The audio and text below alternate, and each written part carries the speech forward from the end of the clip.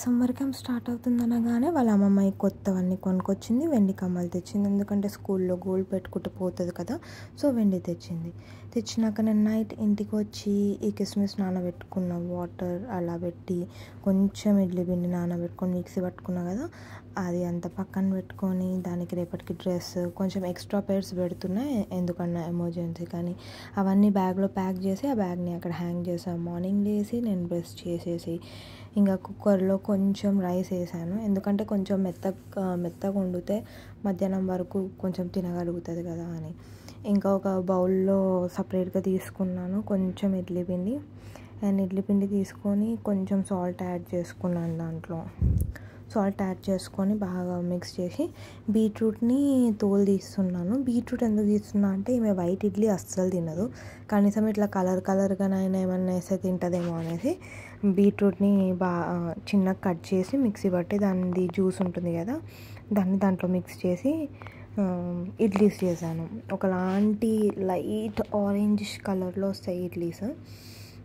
And ఇంకా నేను అదే కుక్కర్లో కొంచెం ఆనియన్స్, టమాటోస్, పచ్చిమిర్చి, జీలకర్ర, ఉప్పు, ధనియాల పొడి, కొంచెం పసుపు, కారం అవి వేసి కొంచెం ఇట్లా టమాటో రైస్ లాగా చేసి దాన్నే ఇంకా స్పూన్ తోటి ఇంకా కొంచెం వేడిగా ఉన్నప్పుడే దాన్ని మెత్తగా ఇట్లా నింపినట్టు చేసేసిన. అంటే ఏంటంటే మరీ గుజ్జు చేయకుండా, మరీ మెతుకు చేయకుండా కొంచెం దగ్గరికి చేసిన. ఏంటంటే కొంచెం స్కూల్లో ఇట్లా నానీస్ ఉంటారు కదా తినిపించడానికి, అట్లా వాళ్ళు ఇట్లా ఫీడ్ చేసినా కూడా తొందర తినేసేయాలన్నట్టు చేసిన. ఇంకా దాంట్లో ఇలాచీ దంచి వేసిన. ఎందుకంటే కొంచెం ఇలాచీ ఆ ఫ్లేవర్ డిఫరెంట్ ఉంటుంది కదా, మంచిది కదా అనేది వేసా. ఇంకా బీట్రూట్ ఆ జ్యూస్ని దాంట్లో వేసి, మిగతా బీట్రూట్ ఉంటుంది కదా, నేను కొంచెం దాంట్లో అది వాటర్ యాడ్ చేసుకొని హనీ మిక్స్ చేసుకొని జ్యూస్ తాగాను. మీరు కూడా మార్నింగ్ పిల్లలు స్కూల్కి పోతున్నా కానీ ఇవన్నీ ఇలానే హడావిడి ఉంటుంది కదండి.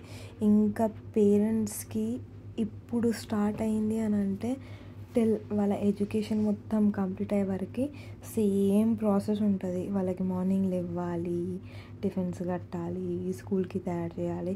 కొంచెం పెద్ద పెరిగితే వాళ్ళే స్నానాలు అవన్నీ చేసుకుంటారేమో, కానీ ఇప్పుడు చిన్నపిల్లలు కాబట్టి మనం చేపియాలి. ఒక కొంచెం ఏజ్ వాళ్ళది వాళ్ళు చేసుకునే వరకు ఎంత వాళ్ళ పని వాళ్ళు చేసుకున్నా కూడా మళ్ళీ మనం ఈ కుకింగ్ అది అయితే మనమే చేయాలి కదా. సో కంపల్సరీ మార్నింగ్ లేచి, ఈవెన్ దో మనం జాబ్స్కి పోతున్నా ఇంట్లోనే ఉన్నా మనకి రెస్పాన్సిబిలిటీస్ అనేవి తప్పదు. కానీ ఇంకోటి మన పిల్లలకి వేరే వాళ్ళు చేస్తే అది మనకి నచ్చదు. అంటే ఎట్లా అంటే కరెక్ట్ చేస్తుండ్రా లేదా, అమ్మ వద్దు, ఏదో ఒక లోటు వెతుకుతాం. మన చేతితో మనకు చేసి పెడితేనే అది కొంచెం ఇట్లా అమ్మయ్య అన్నట్టు ఉంటుంది. అండ్ ఇంకోటి నేను ఇడ్లీలోకి ఆనియన్, టొమాటోస్, గ్రీన్ చిల్లీస్, కొన్ని పల్లీలు వేసి పచ్చడి చేస్తున్నాను. అది తాలింపు వేయకుండానే ప్యాక్ చేసి పెడతాం. ఎందుకంటే మళ్ళీ తాలింపు వేసి దాంట్లో నుంచి అవి ఏరుకొని తినడం అంటే అవి ఏరేస్తారు కదా పిల్లలు కొంచెం అవన్నీ ఎందుకని. ఇంకోటి ఏంటంటే నేను స్కూల్కి ఏది పెట్టినా కూడా కొంచెం క్వాంటిటీ ఎక్కువనే పెడతా.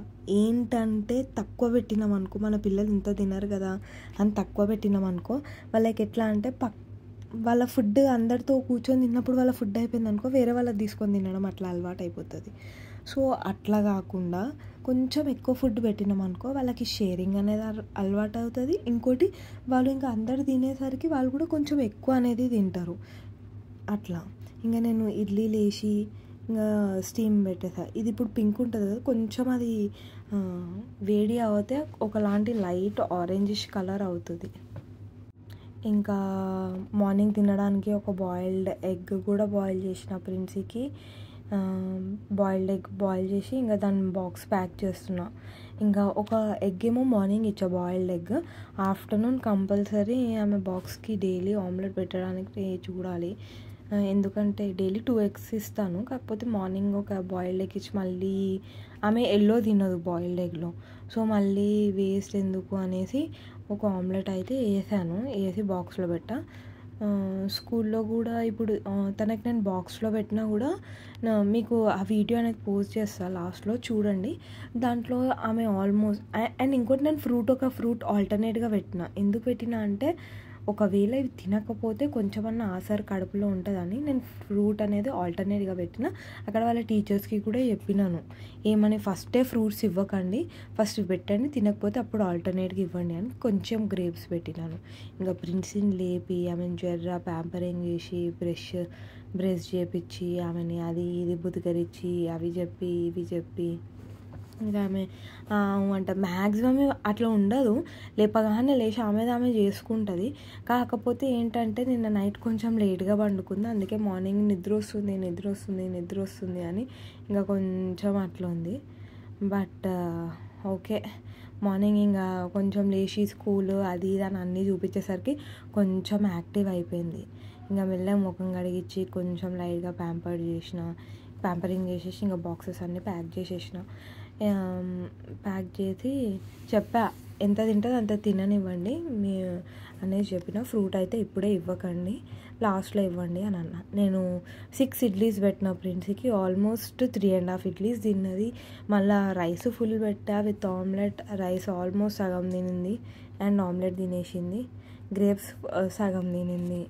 అలా ఏంటంటే వాళ్ళు కొంచెం తినే క్వాంటిటీ కంటే ఎక్కువ తింటారు, ఎందుకంటే పిల్లల మధ్యలో కూర్చొని ఉంటారు కదా, అట్లా వాళ్ళు తింటుంటే వీళ్ళు కూడా నేర్చుకోవడము తినడము అట్లా. ఇంకోటి షేరింగ్ కూడా అట్లనే అలవాటు అవుతుంది. మనం పెట్టడమే తక్కువ పెట్టినాం అనుకో, ఎవ్వరికి ఇవ్వద్దు, ఎవరితో కలవద్దు అనే సెన్స్ తోటి ఉంటారు. ఇంకా ప్రిన్సీ రాగానే ఆమెకి కొంచెం ఆ బాయిల్డ్ ఎగ్ ఒక ఇడ్లీ తినిపించా. ఇంకా నేను దానికి బాటిల్లో వేడి నీళ్ళు పోసి దానికి గ్లాస్లో వేడి నీళ్ళు ఇచ్చా తాగడానికి మార్నింగ్. ఇంకా గ్రేప్స్ అన్నీ వాష్ చేసా. ఇంకా ఆమె బ్యాగ్ మొత్తం ప్యాక్ చేసేసి రెడీగా పెట్టిన. నైట్ కిస్మిస్ వాటర్ నేను తాగేసి ఆ కిస్మిస్ అనేది ప్రిన్సీకి జ్యూస్ చేశాను. ఇంకా కుకింగ్ అంతా కొన్ని బీట్రూట్ స్టీమ్ చేసి ఇచ్చా. కుకింగ్ అంతా అయిపోయినాక కుంకుడుకాయలను పిసికి తలస్నానం చేయించా. ముందే కుంకుడుకాయలలో చేయబెట్టినాం అనుకో, అది ఎట్లా అంటే మొత్తం ఫుడ్ అంతా చేదు అయిపోతుంది. ఇంకా అయిపోయినాక అది ప్రేయర్ చేసుకుంది. నేను వెనక నుంచి రిపీట్ చేపిస్తూ ఉన్నాను, ఇట్లా ప్రేయర్ చేసుకో అనేసి. దానికి వచ్చి రాని చిన్న మాటలతోటి ప్రేయర్ చేసుకొని ఇంకా స్కూల్కి పోదామని దిగింది.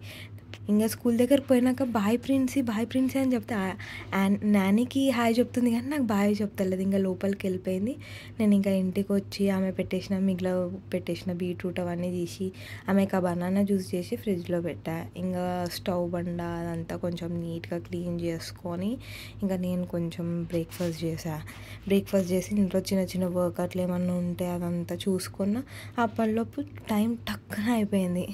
ఇంకా పోయి మళ్ళీ క్యాప్ కొంచెం గాగల్స్ ఎండ కదా మధ్యాహ్నం, ఇంకా క్యాప్ అవి తీసుకొని వెళ్ళా ప్రిన్సీకి. నేను ఇట్లా గేట్ తీసినో లేదో వాళ్ళ స్కూల్ నుంచి ఒక మెసేజ్ వచ్చింది. దాంట్లో ఈ వీడియో ఉండే, అంటే పిల్లల యాక్టివిటీ ఏమేమి చేసిండ్రో డైలీ వస్తుంది, ఏ యాక్టివిటీ చేసిండ్రో పిల్లలతోటి అవి.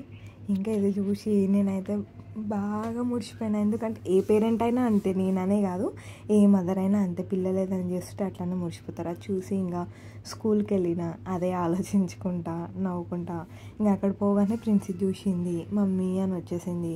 ఇంకా ఆయమ్మ వాళ్ళు అదే చెప్పింది కొంచెం తిన్నది అని. ఇంకా అయిపోగానే స్పెక్స్ ఇంకా హ్యాట్ అది పెట్టి ఇంటికి తీసుకొచ్చినాక ఎంత తిన్నదో అవన్నీ చూపించింది. ఇంకా వాటర్ ఎంత తాగినావు అని కూడా అడిగా, వాటర్ కూడా చూపించింది.